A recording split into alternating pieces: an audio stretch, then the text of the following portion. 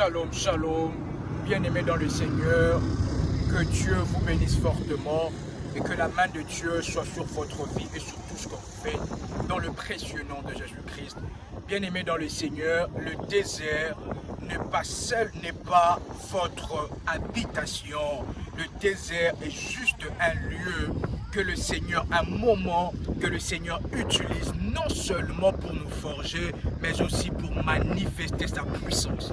Donnons des exemples. Les enfants d'Israël, dans le désert, ils ont expérimenté la puissance de Dieu. Le désert n'est pas seulement un lieu où le Seigneur vous forme, mais aussi un lieu où la main de Dieu est tellement vivante, où la main de Dieu est tellement proche de nous.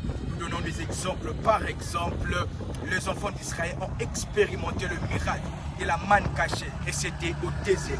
Ils ont vécu le miracle de la guérison au travers du serpent d'airain par la puissance de Dieu, et tout cela s'était passé dans le désert.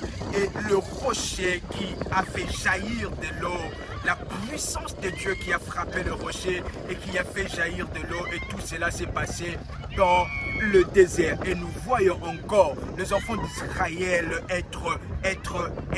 avoir faim, et le Seigneur a parcouru, le Seigneur a manifesté sa puissance, alors que dans le désert il n'y a pas de restaurant, mais le Seigneur a manifesté sa puissance en envoyant la manne cachée, et cela s'était passé dans le désert. Tout simplement pour vous dire que le désert n'est pas seulement un lieu de formation, mais aussi un lieu où le Seigneur manifeste sa puissance. Je vous invite à ne pas seulement voir la formation de Dieu, mais à voir aussi l'autre